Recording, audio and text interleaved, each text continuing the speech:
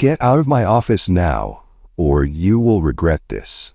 We don't serve frauds like you," the bank manager, Jennifer, shouted aggressively at the black woman in her office. The black woman, Gabriella, remained calm and unreluctant to leave, but the sudden, violent movement caught Gabriella off guard. Despite her composed exterior, she hadn't expected to be physically assaulted in a bank, a public institution, in broad daylight. The force of their grip caused her to lose hold of her phone, which clattered to the floor and skidded beneath Jennifer's desk, effectively eliminating her ability to document what was happening. Soon, sharp steel scissors sliced through her meticulously crafted braids, each strand falling to the cold marble floor of a prestigious bank. The sound of a professional woman's muffled sobs as she's restrained by men twice her size. All while customers and employees watch in stunned silence. She had come to request for normal banking services, but instead, her dignity was taken away from her grind. But what these bank employees didn't know was who they were really humiliating that day, and how much power she had when the woman they thought was a powerless black woman on braids finally revealed who she really was. Before we go deeper into this shocking story, hit that subscribe button now, and if you stand against discrimination, type it in the comments and tell us what country you're watching from. Gabriella Washington wasn't just any customer walking into Premier Financial that fateful morning. The day had started like any other for Gabriella. She carefully styled her natural hair, a crown of beautifully crafted box braids that had taken 8 hours to complete the previous weekend. Before we continue, I want to ask you, what would you have done if you witnessed what happened to Gabriella that day? Would you have spoken up? Or remained silent like the other customers? The bystander effect is powerful, but so is the voice of just one person willing to stand against injustice. Gabriella Washington. At 38 years old, she embodied excellence in everything she did. Growing up in a working-class neighborhood in Detroit, Gabriella learned early that she would need to work twice as hard to get half as far. By her mid-30s, Gabriella had become a sought-after executive in the financial world. Her name appeared regularly in Fortune and Forbes, celebrating her innovative approaches to ethical investing. When Premier Financial Bank's board began searching for fresh leadership to modernize their institution, Gabriella's name topped their list. After months of negotiations, Gabriella agreed to join Premier Financial's board with the understanding that she would soon transition into the CEO position. The current board members were impressed by her vision for community-focused banking that remained highly profitable. What the board didn't know was Gabriella's personal commitment to transparency and authenticity in leadership. 2 weeks before her official announcement as incoming CEO, Gabriella made an unusual decision. Rather than relying solely on reports and statistics, she would visit several Premier Financial branches incognito to experience their service as an ordinary customer would. "You can't fix what you don't understand," she told her assistant, "and you can't understand what you haven't experienced." This wasn't a publicity stunt. No cameras would follow her. No press release would announce her findings. This was Gabriella's personal methodology: to witness the truth before attempting to reshape it. She had used this approach throughout her career, learning more from these unannounced visits than from months of formal meetings. Gabriella selected 5 branches to visit, including the Westfield location. The Westfield branch of Premier Financial sat in the heart of an affluent suburb, its imposing limestone facade projecting stability and tradition. For 15 years, branch manager Jennifer Pierce had run this location with what the regional director called impressive efficiency. What they didn't see was that Jennifer had created a culture where certain customers received royal treatment, while others were subtly discouraged from banking there. Jennifer Pierce, with her perfectly highlighted blonde hair and country club connections, had transformed a public financial institution into her personal fiefdom, where she alone determined who was worthy of the bank's services. As a Black woman, Gabriella's hair journey had been deeply personal and political. Throughout college and the early years of her career, she had chemically straightened her natural curls, spending thousands of dollars and countless hours maintaining a look that corporate America deemed professional. The burns on her scalp, the damaged edges, the constant maintenance, all were considered necessary sacrifices for success in the financial world. But 3 years ago, after reaching a position of influence, Gabriella made a decision. She would no longer compromise her identity for corporate acceptance. She let her relaxer grow out and began wearing her hair in its natural state. The transition wasn't easy. She noticed the subtle changes in how colleagues addressed her, the microaggressions that suggested her new appearance was somehow less professional. But Gabriella stood firm in her decision. That morning, she selected a conservative charcoal gray pantsuit and minimal jewelry, an outfit that would make her look like any other business professional seeking banking services. No designer labels, no status watches, nothing that would signal her true position in the financial world. Looking in the mirror one final time, Gabriella reminded herself of her purpose.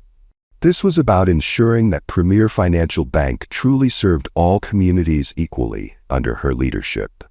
Time to see what's really happening when no one thinks the boss is watching, she said to her reflection.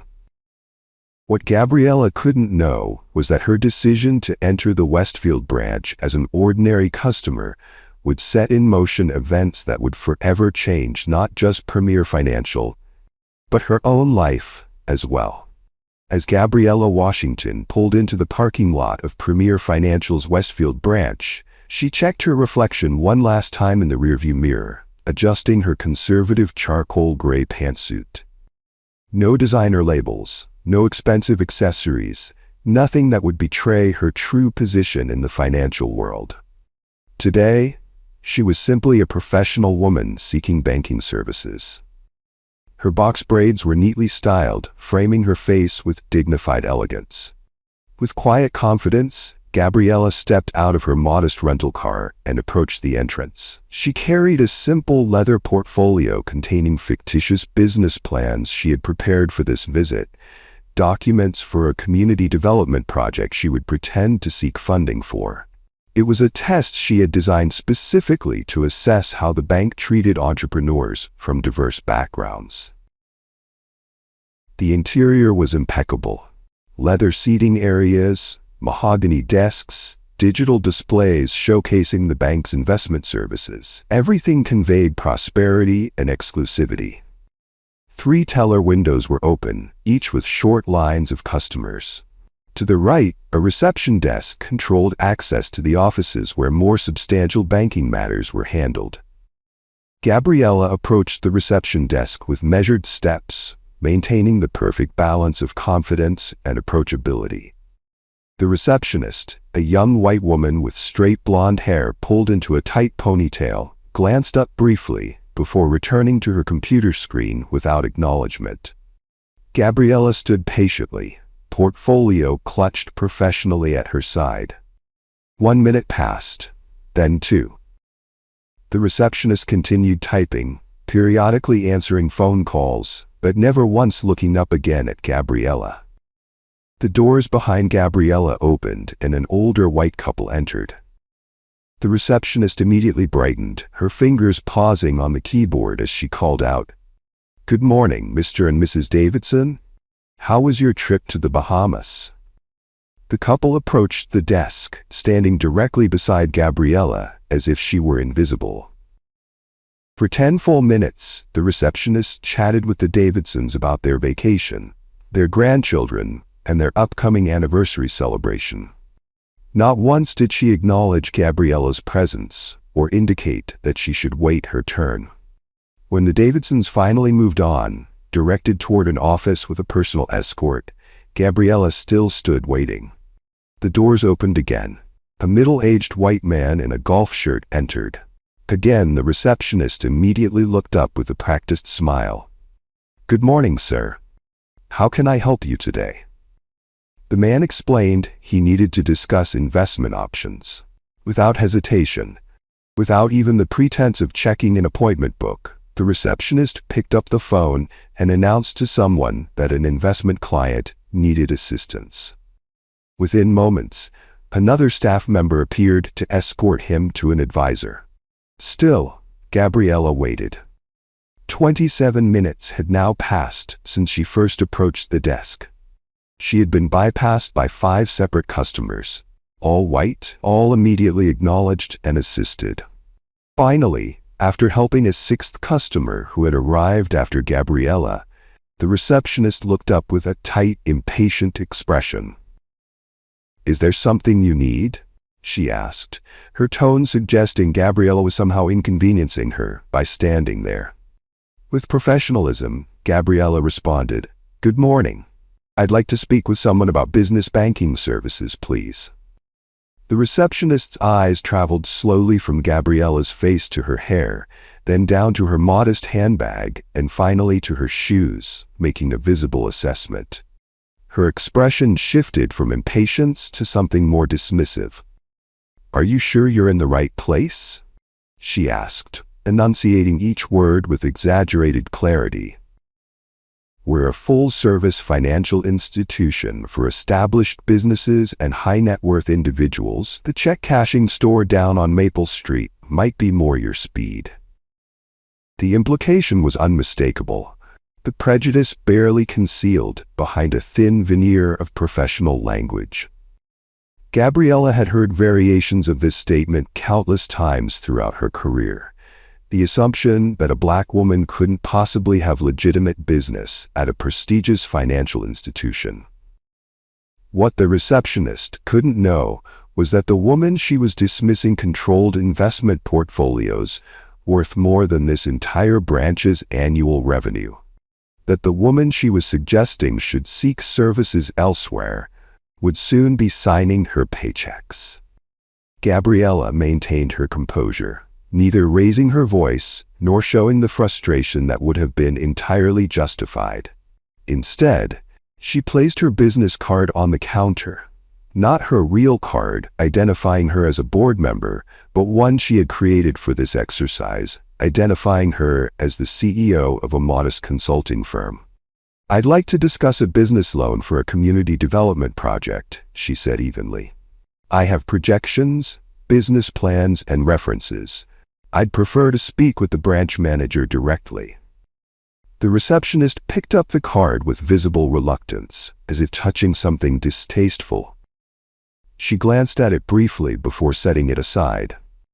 "Miss Washington," she said, the forced politeness barely masking her condescension, "Miss Pierce is very busy with important clients today. If you insist on seeing her, you'll need to wait. I can't promise she'll have time for you." "I'm happy to wait," Gabriella replied. With visible annoyance, the receptionist pointed toward a seating area across the lobby. "You can wait over there. I'll let Miss Pierce know you're here when she's available." Gabriella nodded politely and made her way to the indicated area, a small collection of chairs separated from the main lobby. It was clearly the least desirable waiting section, tucked away from the contemporary art and digital displays, almost hidden behind a large potted plant. A subtle way of keeping certain customers out of the main sightline. Gabriella opened her portfolio and pretended to review her documents while actually observing the dynamics of the branch. Within moments, she noticed the shift in atmosphere her presence created. An older white woman seated nearby gathered her purse and moved to a different section, casting a suspicious glance in Gabriella's direction. 2 other customers whispered to each other, their eyes darting toward her braided hair. "So unprofessional," one woman murmured to her companion, not bothering to lower her voice enough to prevent Gabriella from hearing. "I don't understand why they can't just wear normal hair to a business setting. It's so intimidating." Her friend agreed. Makes me uncomfortable just looking at it. Gabriella had heard these comments countless times. The policing of black women's hair was so commonplace that she had developed an emotional callous against such remarks. Still, each instance reinforced why her mission today, and her larger mission as the incoming CEO, was so necessary. Financial institutions weren't just managing money. They were either reinforcing or dismantling barriers to economic equality. A young mother with a stroller entered the waiting area, glanced at Gabriella, then immediately exited, choosing to stand rather than sit near her. No logic to the reaction, just the unconscious bias that had been programmed through generations of media stereotypes and cultural messaging. 25 minutes Gabriella sat in that waiting area, watching customer after customer arrive, receive immediate service, and depart. She observed the branch's operations, noting every efficiency and deficiency, every instance of preferential treatment, every subtle signal of who was valued and who was merely tolerated. Have you ever been treated differently in a professional setting based on your appearance? Share your experience in the comments below and hit the subscribe button now to enjoy more of these stories. As Gabriella continued to wait, watching the biased treatment unfold around her, she had no idea that the situation was about to escalate from casual discrimination to something far more horrific. After 47 minutes of waiting, nearly triple the time any white customer had waited that morning, Gabriella finally saw movement. The receptionist picked up the phone, spoke briefly, then approached the waiting area with visible reluctance. "Miss Pierce will see you now," she said, her tone suggesting this was an extraordinary accommodation rather than a basic service. "Follow me." As Gabriella gathered her portfolio and rose, she noticed several customers watching the interaction with curiosity. Their expressions suggested surprise that someone who looked like her had secured a meeting with the branch manager. These silent judgments were familiar terrain for Gabriella. The constant questioning of her legitimacy in professional spaces had been the background radiation of her entire career. The receptionist led her down a hallway lined with framed photographs of Premier Financial's historic buildings and past presidents, a visual history displaying mostly exclusively white men in positions of power. They arrived at a corner office with a nameplate reading Jennifer Pierce, Branch Manager, in elegant gold lettering. The door was open, revealing a spacious office with floor-to-ceiling windows overlooking a manicured garden. Jennifer Pierce sat behind an imposing mahogany desk, reviewing documents with theatrical focus. She was a woman in her mid-40s with expertly highlighted blonde hair styled in a sleek bob, wearing a cream-colored designer suit that conveyed both authority and privilege. When the receptionist announced Gabriella's presence, Jennifer looked up with a momentary expression of unfiltered distaste. A grimace quickly rearranged into a tight, professional smile that never reached her eyes. "Miss Washington is here about a business loan," the receptionist said, her tone subtly communicating that this was, in her assessment, a waste of the manager's valuable time. Jennifer nodded curtly. "Thank you, Amber." The receptionist departed, closing the door behind her.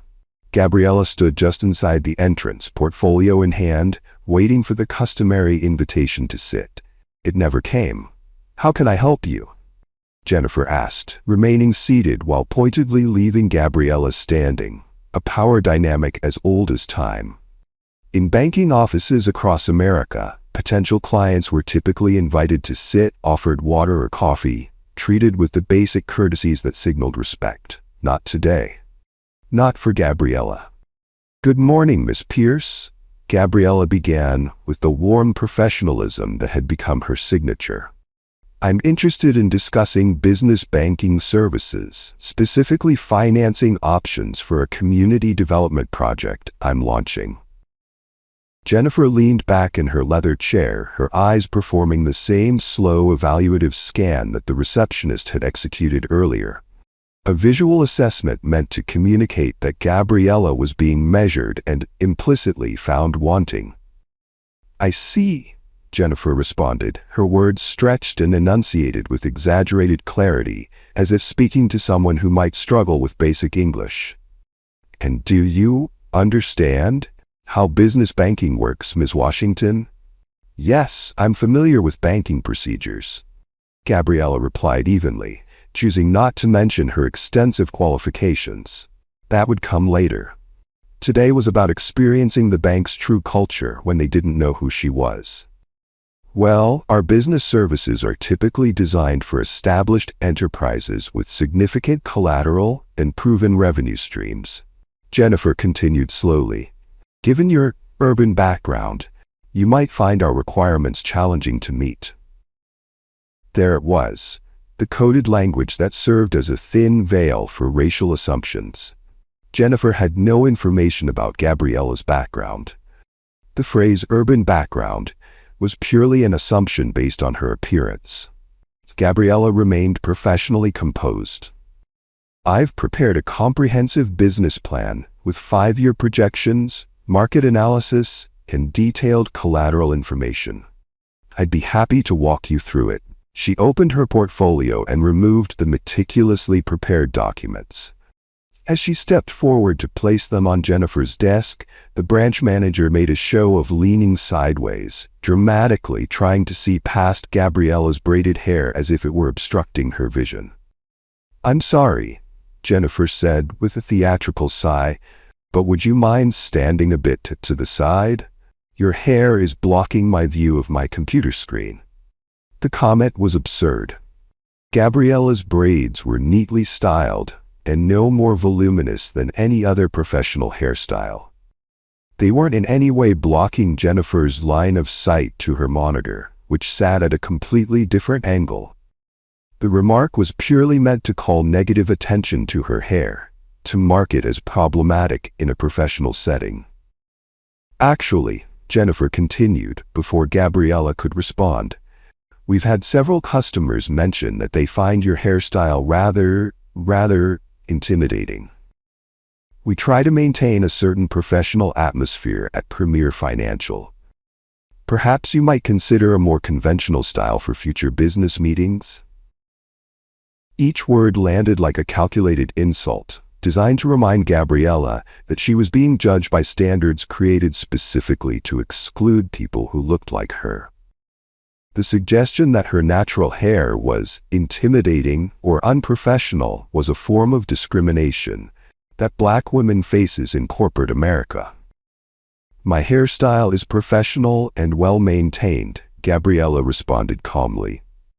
"I'd prefer to focus on the business proposal I've prepared."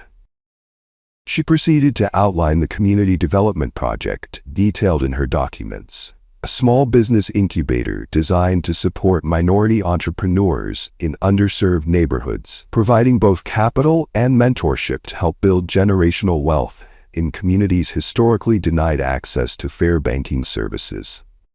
As Gabriella explained the social impact potential alongside the solid return on investment projections, Jennifer's expression shifted from dismissive to openly amused. When Gabriella finished her presentation, the branch manager actually laughed. A short, derisive sound that communicated more clearly than words ever could. "Let me get this straight," Jennifer said, making no effort to hide her condescension. "You want Premier Financial to invest in businesses in, what did you call them? Underserved communities?" "That's a creative euphemism." She leaned forward, dropping any pretense of professionalism. "Miss Washington, are you planning to open a hair salon in the hood?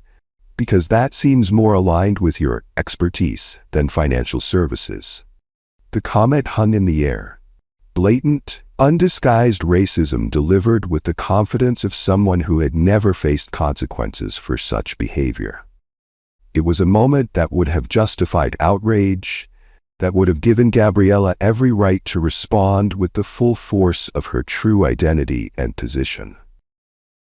For a moment, Gabriella considered revealing exactly who she was, Imagine the satisfaction of watching Jennifer's smug expression dissolve into horror as she realized she had just insulted her future boss. The words formed in her mind, "Actually, Miss Pierce, I should introduce myself properly. I'm Gabriella Washington, newly appointed board member and incoming CEO of Premier Financial's parent company." The revelation would have been immediately satisfying, but as Gabriella opened her mouth to speak, Gabriella made a strategic decision. Revealing her identity now would create immediate consequences for Jennifer, but it would also potentially alert the broader organization to her undercover assessment. More importantly, it would cut short this branch evaluation before she could see just how far the discrimination would go. If Jennifer was this comfortable expressing racist views in a first meeting with a potential client, what else was happening at this branch that Gabriella needed to uncover?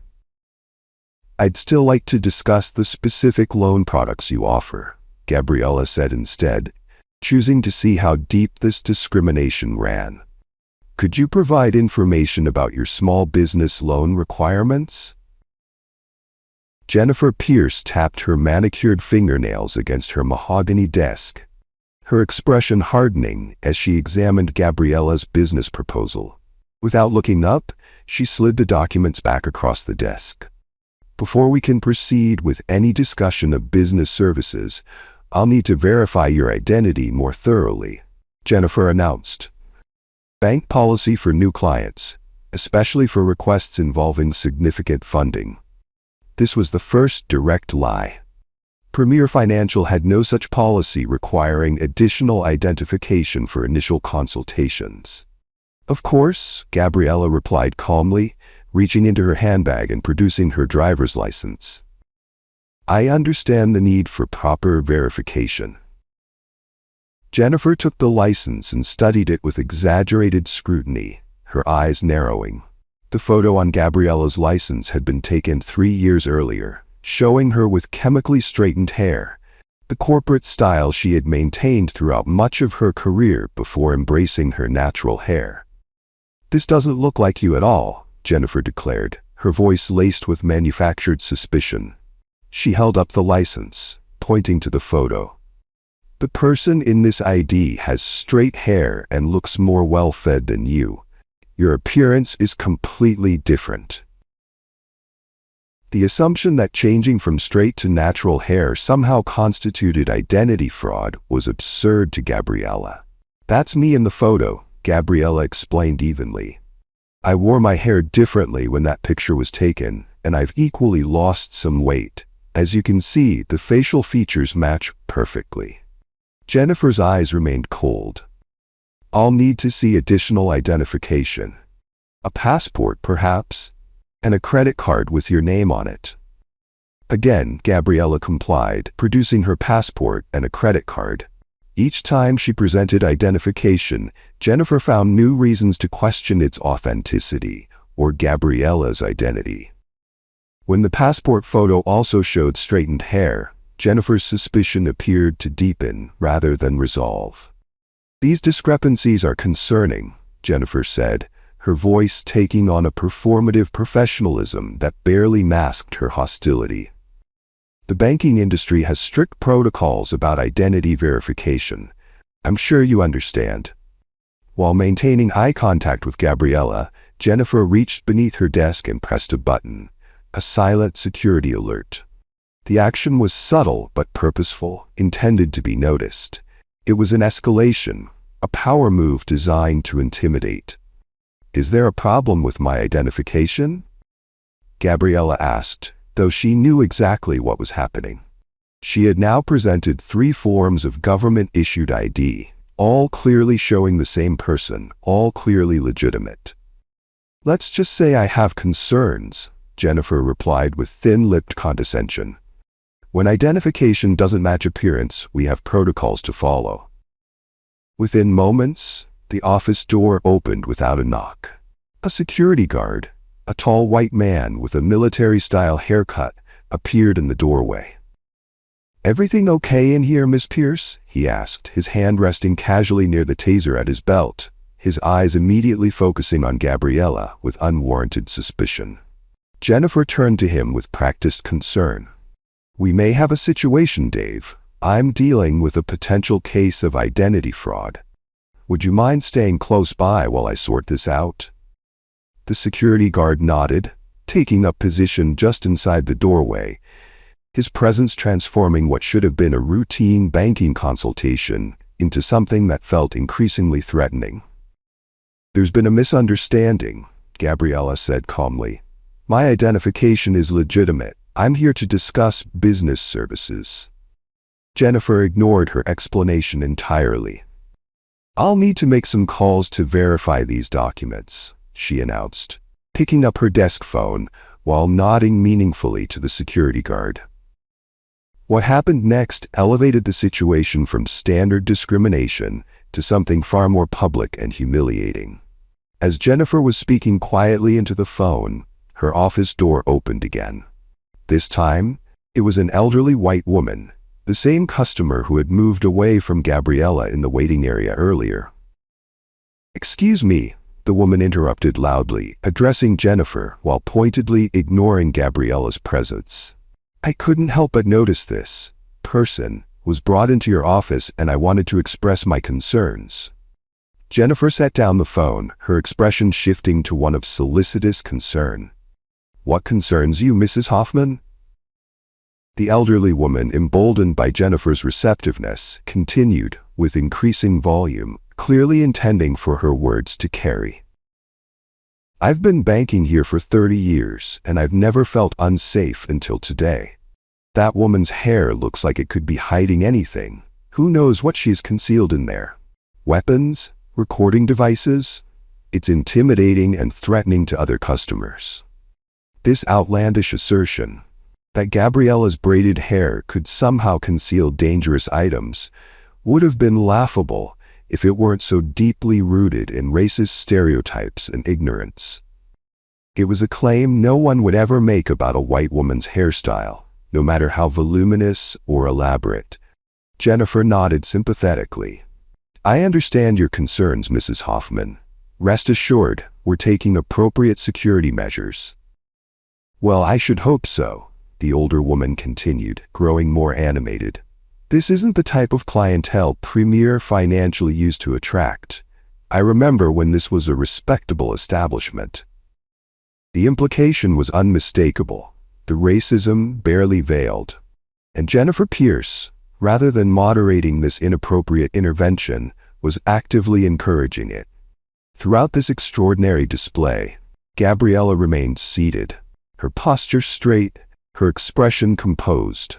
Lesser individuals might have erupted in justifiable anger or fled the humiliating scene. But Gabriella Washington had navigated hostile environments her entire professional life. She understood that her reactions would be scrutinized, that any display of emotion would be weaponized against her. When Mrs. Hoffman finally finished her tirade and departed with a self-satisfied huff, Gabriella addressed Jennifer directly. "I'd like to see your anti-discrimination policy, please," she requested, her voice steady and professional. The request was like dropping a stone into still water. Jennifer's practiced expression faltered momentarily, surprise registering in her eyes before she recovered her composure. "Excuse me?" she replied, her tone suggesting Gabriella had said something outlandish. "Premier Financial's anti-discrimination policy," Gabriella repeated. "Federal law requires all financial institutions to maintain such policies. I'd like to review your branch's specific guidelines." As she spoke, Gabriella discreetly tapped a sequence on her smartwatch, a pre-programmed emergency alert that would send her location and a distress signal to her executive team and several board members. It wasn't a panicked response, but a calculated decision. Whatever happened next, she wanted it documented. Jennifer's face hardened, any pretense of professionalism now completely abandoned. "I'm not sure what you're implying, but I can assure you that Premier Financial treats all qualified customers equally." The operative word being qualified. She gestured toward the security guard who stepped closer to Gabriella's chair. A second guard appeared in the doorway, responding to Jennifer's earlier silent alarm. "Dave, John, please stay close," Jennifer instructed them. "I'm concerned about where this conversation is heading." Then, turning back to Gabriella, she continued with increasing boldness. "Let me be frank, Miss Washington, if that's really your name. When you come into an establishment like Premier Financial, there are certain standards of appearance and behavior that we expect. The problem isn't your identification," Jennifer continued, her voice taking on a lecturing tone. "It's your failure to present yourself in a manner appropriate for this institution. Your hair, your attitude, these unprofessional elements suggest you're not a good fit for Premier Financial's services." As Jennifer spoke, the two security guards moved to position themselves on either side of Gabriella's chair, a clear intimidation tactic. The office door remained open, allowing other bank employees and customers to witness Gabriella's humiliation. This was the moment when most people would have revealed their true identity, when the temptation to drop the bombshell that would instantly transform the power dynamic would become overwhelming. But something in Gabriella held her back. She wanted to see exactly how far Jennifer Pierce would go when she believed she was untouchable. She couldn't have known that her decision to remain silent about her true identity would lead to an act of humiliation so extreme that it would shock the banking industry. "Get out of my office now," Jennifer shouted at Gabriella, but Gabriella stood firm, insisting on being attended to, and that made Jennifer think of making an example of her to break her ego. As the security guards closed in around her, Gabriella maintained her dignity and composure. She was no longer just a banking executive conducting an undercover assessment. She was becoming a witness to injustice, documenting behaviors that would soon lead to one of the most dramatic reckonings in corporate America. "I believe we're done here," Jennifer Pierce declared, her voice laced with finality as she signaled to the security guards. "This person is attempting to commit fraud at our institution." What happened next unfolded with a terrifying military precision that suggested this wasn't the first time such an incident had occurred at Premier Financial's Westfield branch. Without warning, both security guards moved in perfect synchronization, each grabbing one of Gabriella's arms and yanking her forcefully from the chair. The sudden, violent movement caught Gabriella off guard. Despite her composed exterior, she hadn't expected to be physically assaulted in a bank, a public institution in broad daylight. The force of their grip caused her to lose hold of her phone, which clattered to the floor and skidded beneath Jennifer's desk, effectively eliminating her ability to document what was happening. "What are you doing? Take your hands off me," Gabriella demanded, her professional calm finally cracking under the physical assault. For the first time since entering the bank, a genuine alarm crept into her voice. This was escalating beyond discrimination into something far more sinister. The security guards tightened their grip, their fingers digging into the flesh of her arms with enough pressure to leave bruises, marks that would be photographed later as evidence. They lifted her slightly, keeping her feet barely touching the ground to prevent her from gaining stability or leverage. Jennifer Pierce, rather than showing any concern about this disproportionate use of force, appeared energized by the confrontation.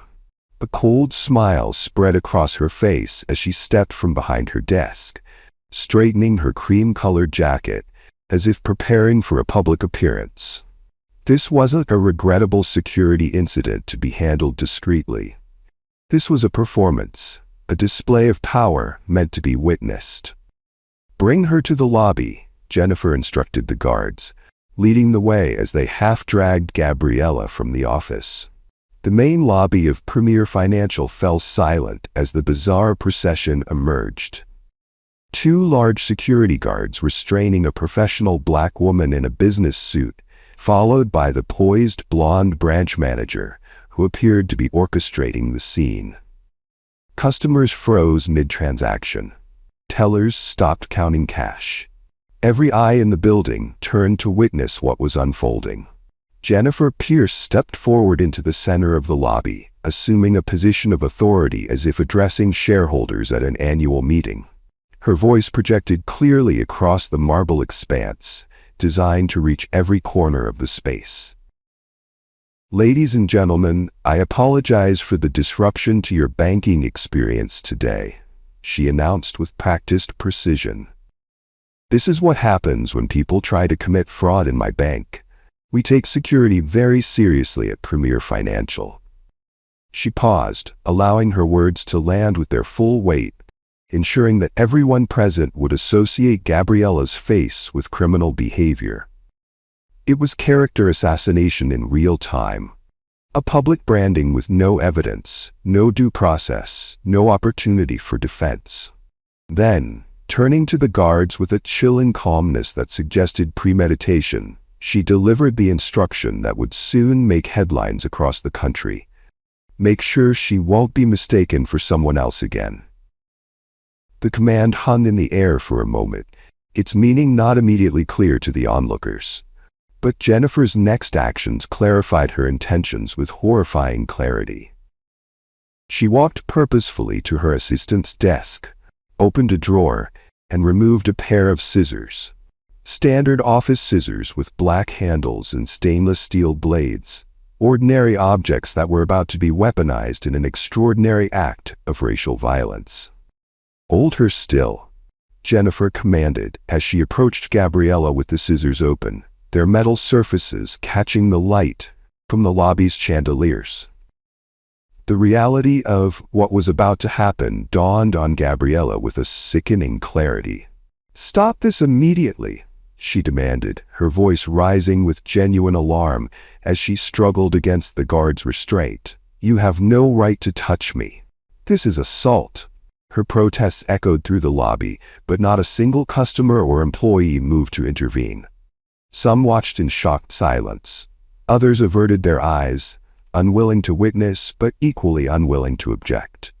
A few even nodded in approval, their faces reflecting the same biases that had empowered Jennifer Pierce's actions. With the calculated precision of someone who had rehearsed this moment in her mind, Jennifer Pierce began cutting through Gabriella's braids. The severed braids fell to the marble floor of the bank with soft, devastating thuds. Tears streamed down Gabriella's face as she endured this public humiliation. The physical pain was minimal. The scissors cut hair, not skin, but the emotional violence was immeasurable. "This is a hate crime," Gabriella said through tears, her voice steady despite the emotion flooding through her. "You are committing a hate crime in front of witnesses." Jennifer continued cutting, unmoved by Gabriella's distress or the gravity of her actions. "This is ensuring that your ID matches your appearance," she replied coldly, her voice carrying enough for bystanders to hear her justification. "Now there won't be any confusion about who you are. If you were in Gabriella's shoes, what would you have done next after your braids were cut by a bank staff? Comment your thoughts, and don't forget to subscribe now to enjoy more of these stories." The cutting continued for what felt like an eternity, but was probably less than 2 minutes. Throughout this assault, despite the trauma unfolding, Gabriella maintained enough presence of mind to press an emergency sequence on her smartwatch, a different code than she had used earlier. This signal transmitted not just her location, but access codes to the bank's security camera system directly to the board members of Premier Financial. It was a fail-safe she had programmed before beginning her branch visits, a digital panic button that would provide irrefutable evidence of her experience. The tiny green confirmation light on her watch was the only thing giving her hope in this moment of profound degradation.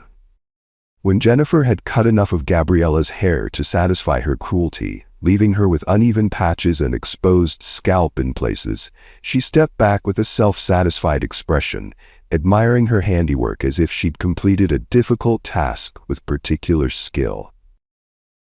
"Now your appearance matches your ID," she announced to the silent lobby.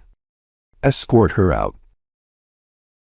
The guards dragged Gabriella through the lobby, past shocked customers who recorded the scene on their phones but did nothing to intervene. Their grip remained punishingly tight, as if they expected this professional woman in business attire to suddenly become violent. Another manifestation of the stereotypes that had driven this entire incident.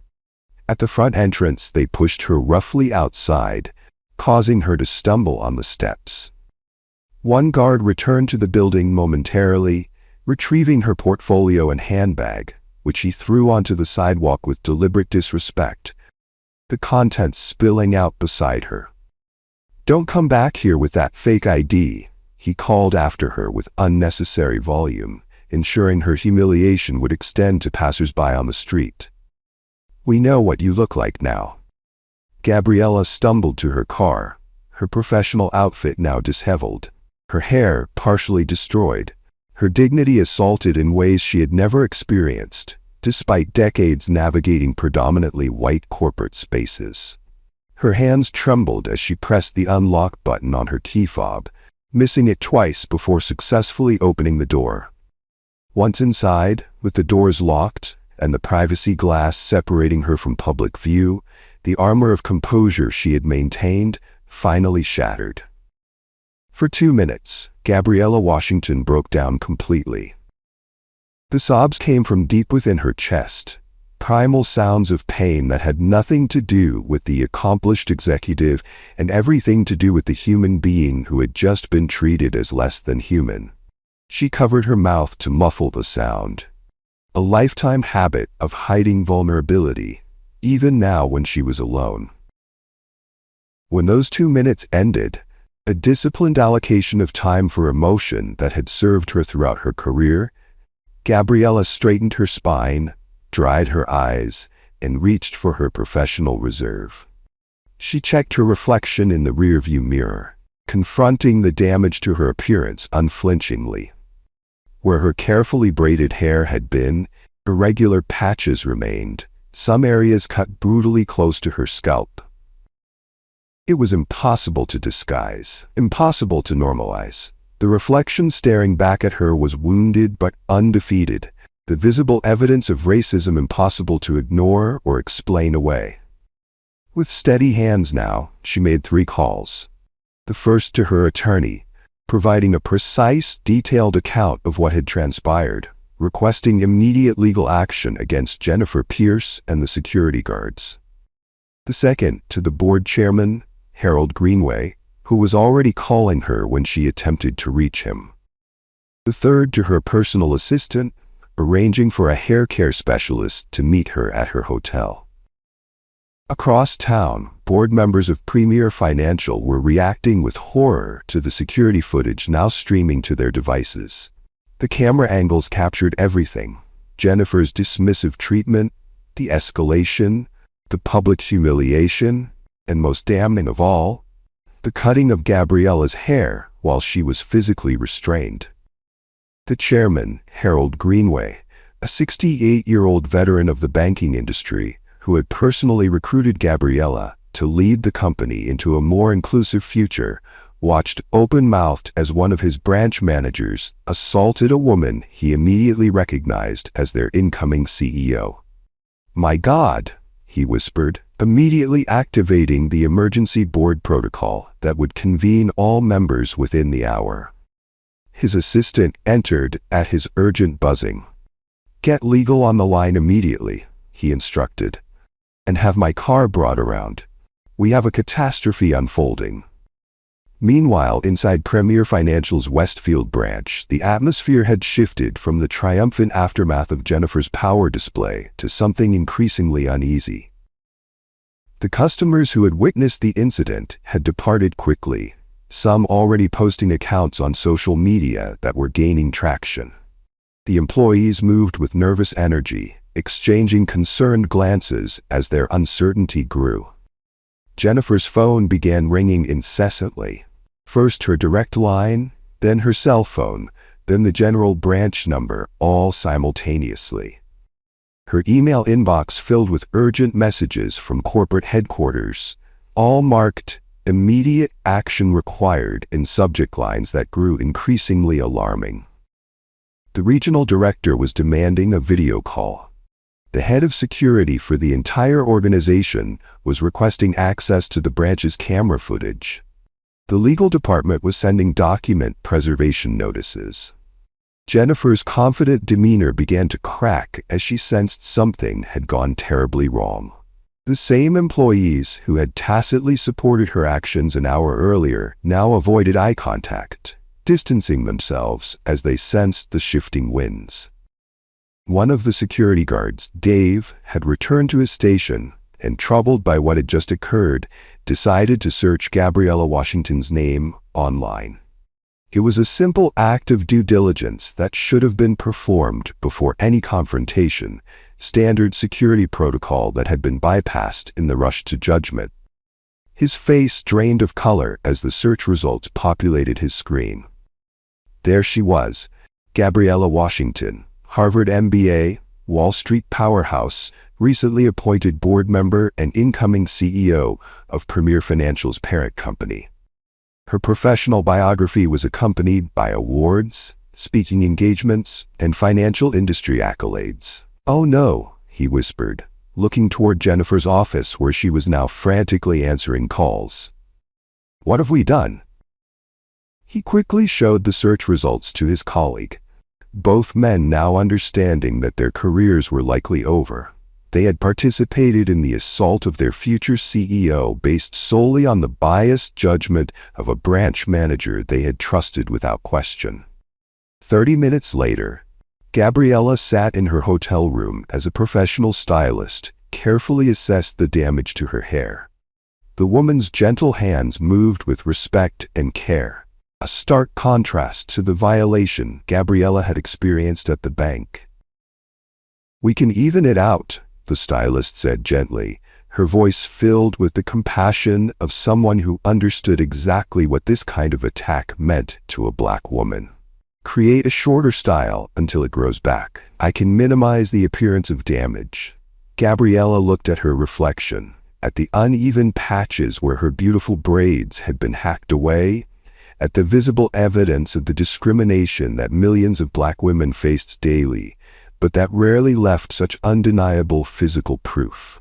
In that moment, she made a decision that would define the next chapter of this unfolding story. "No," she decided firmly, her voice finding new strength. "I don't want to hide what they did to me. When I return to that bank, I want everyone to see exactly what happened. I want Jennifer Pierce to look at me and see the consequence of her actions. I want the evidence visible and undeniable." The stylist nodded with understanding, making only minimal adjustments to prevent further damage without concealing the assault that had occurred. As she prepared for her return, Gabriella's phone buzzed continuously with messages from board members expressing their outrage and support.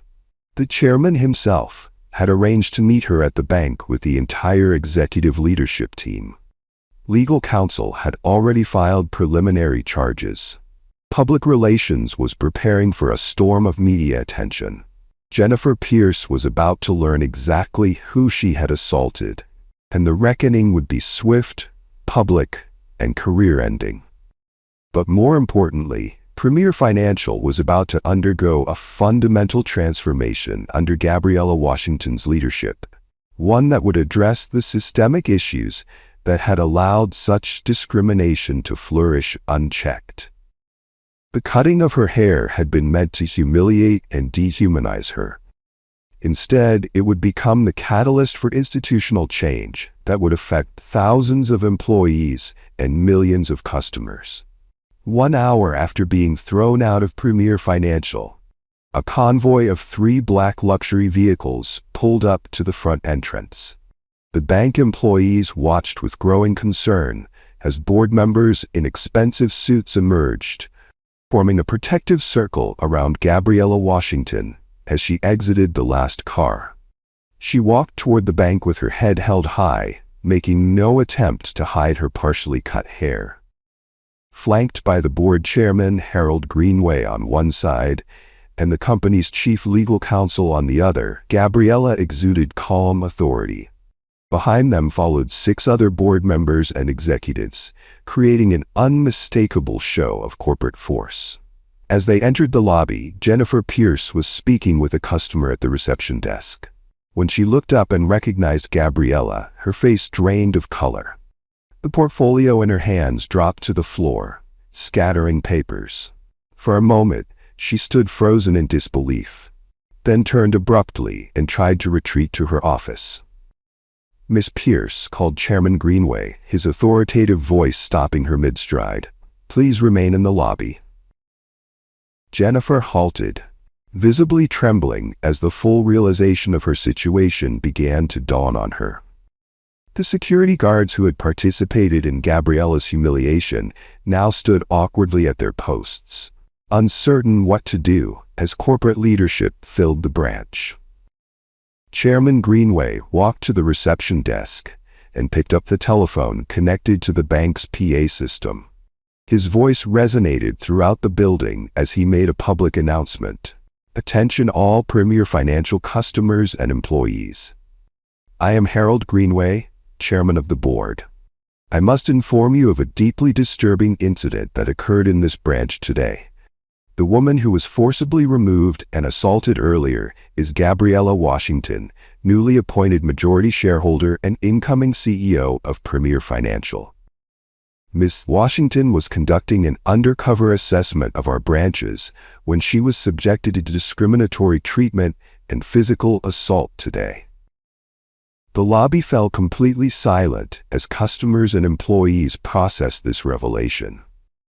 Jennifer stood paralyzed, her career flashing before her eyes. Among the customers, reactions varied dramatically. Several appeared horrified, covering their mouths in shock as they realized they had witnessed the assault of their bank's CEO. Others looked down in shame, recognizing their complicity in remaining silent. Near the exit, Mrs. Hoffman, the elderly woman who had complained about Gabriella's hair, attempted to slip away unnoticed. As she reached for the door, Gabriella stepped forward. "Mrs. Hoffman," she called, her voice firm but calm. "You can't leave yet." The elderly woman froze, then reluctantly turned back, unable to meet Gabriella's eyes. Gabriella nodded to an IT specialist who had accompanied the board members. Within moments, the security footage from earlier appeared on all digital displays throughout the lobby. Every customer and employee was forced to witness what had happened. The discrimination, the physical restraint, Jennifer cutting Gabriella's hair while she was held down, and her being thrown out of the bank. The footage played without commentary, the visual evidence speaking for itself. When it ended, Jennifer stepped forward, her voice shaking with desperation. "I was following protocol for suspected fraud," she insisted. Her identification didn't match her appearance. "I was protecting the bank's interests." Gabriella raised her hand, silencing Jennifer mid-sentence. The entire lobby went quiet. "Let me be clear about what happened today," Gabriella said, her voice steady and authoritative. "I was subjected to racial discrimination from the moment I entered this branch. I was ignored at reception, while white customers who arrived after me received immediate service. When I finally spoke with Miss Pierce, she made derogatory comments about my hair, my professional qualifications, and my urban background, a term she used without knowing anything about where I grew up." Gabriella moved closer to Jennifer, who seemed to shrink with each approaching step. "You violated Premier Financial's anti-discrimination policies, federal banking regulations, and basic human decency. You authorized an assault against me that was rooted in racist stereotypes about black women's hair. Your actions weren't protecting this bank. They were harming it and everything it should stand for." Chairman Greenway stepped forward, addressing Jennifer directly. "Jennifer Pierce, your employment with Premier Financial is terminated effective immediately. The same applies to the security personnel involved in this incident and the receptionist." He gestured to two corporate security officers who had arrived with them. Please escort Miss Pierce to her office to collect personal items, then off the premises. Gabriella added, please remove your personal items within 15 minutes, just as you gave me no time to explain who I was. As Jennifer was led away, Gabriella's lawyer addressed the remaining customers and staff. Criminal charges for assault and civil rights violations are being filed against the individuals involved. Additionally, all customer accounts will be reviewed, particularly those who actively participated in today's discrimination. Premier Financial cannot and will not do business with clients who engage in discriminatory behavior towards others.